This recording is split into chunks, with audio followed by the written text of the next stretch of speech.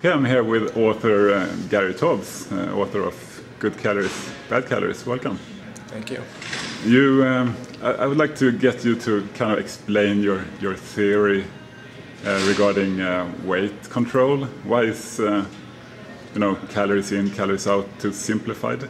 Well, calories in, calories out is sort of obvious. That's what it is. It's a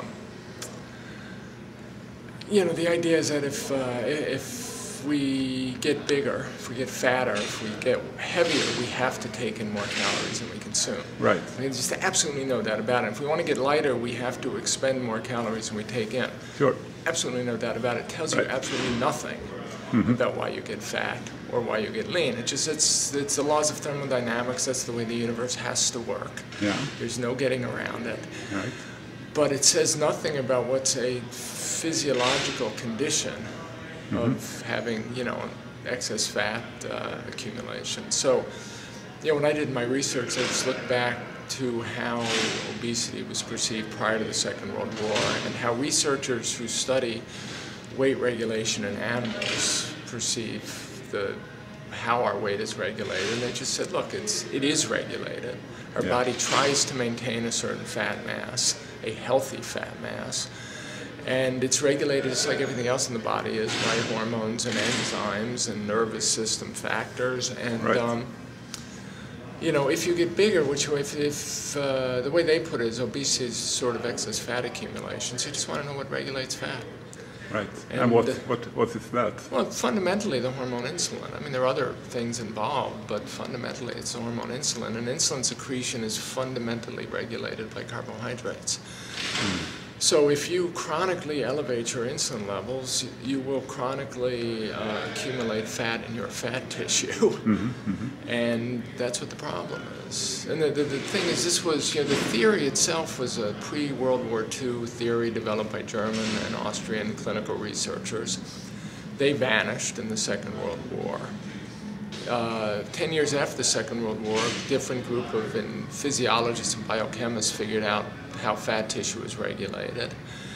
And I was about to say no one put it together, but some people did, and they wrote low carbohydrate diet books, and the diet books sold really well. And because it was contrary to conventional wisdom and because it was counter to this idea that dietary fat gives us heart disease, because if you tell somebody to eat a low-carb diet, you're telling them to eat a lot of fat instead, and that's supposed to give us heart disease.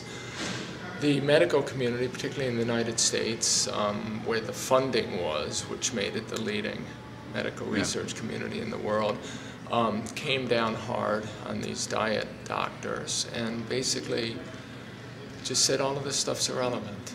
It's all about eating too much. It's all about not exercising enough. So the hormones that regulate the fat tissue, they're irrelevant? They're irrelevant. And it's funny, when I lecture on this, I say, look, it's 2010.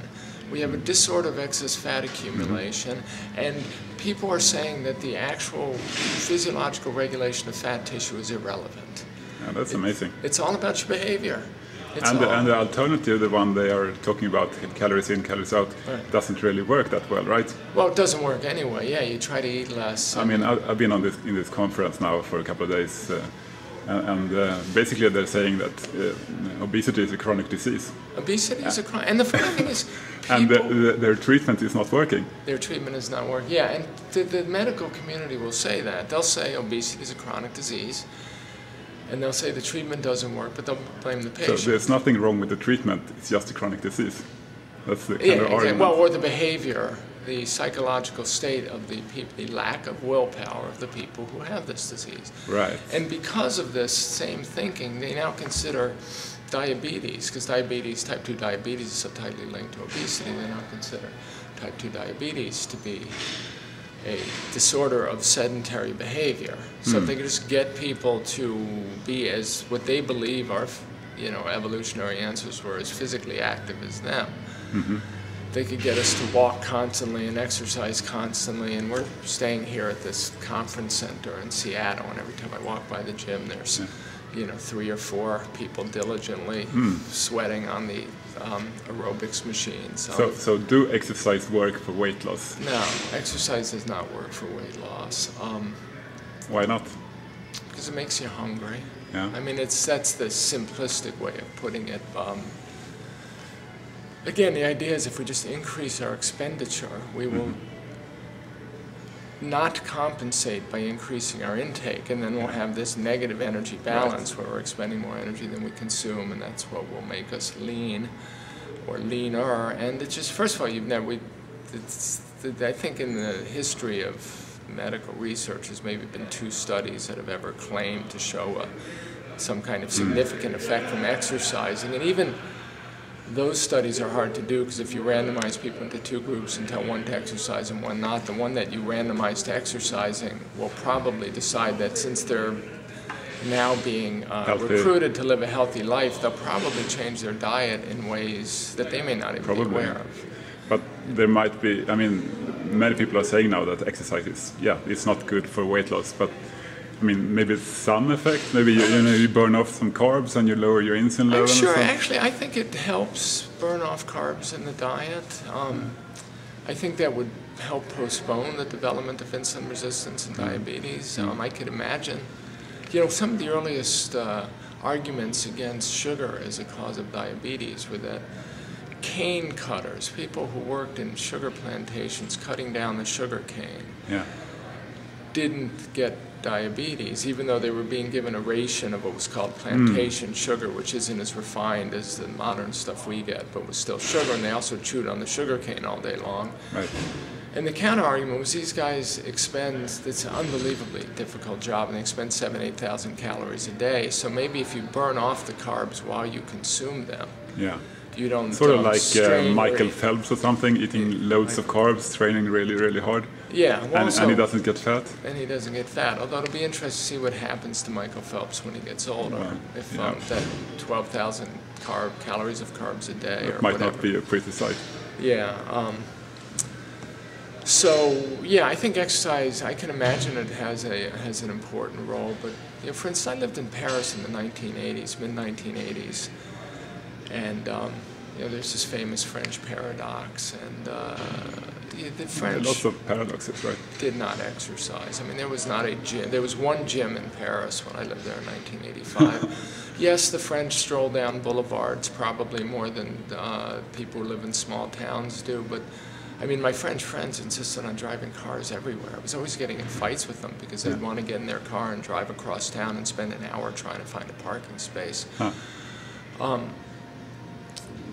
Exercise, rigorous physical activity as a part of daily life is a relatively new phenomena in the West. I mean, you could certainly farmers and the like, coal miners, people who worked in manual labor, physically active jobs, but there are also populations you could find where people who worked lives of almost unbearable manual labor had high levels of obesity. Anyway, of course, those people just ate too much. We know that.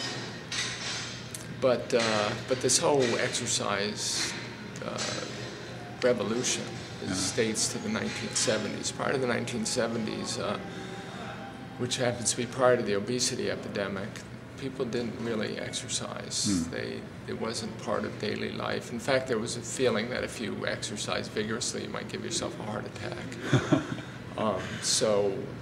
One of the points I make in the book is that the exercise revolution actually happens to coincide in time with the beginning of the obesity epidemic. It predates it by about 5 to 10 years. Hard to know cause and effect, what's the hen and what's the egg. Well, you have no idea what's cause and effect, but you would think that if exercise made a difference, the fact that we all started to exercise in the 1970s would have prevented the obesity epidemic. But you wrote this book in 2007, and you've been traveling around a lot and lecturing for doctors and other people. What kind of reactions do you get, and do you see any change in these years?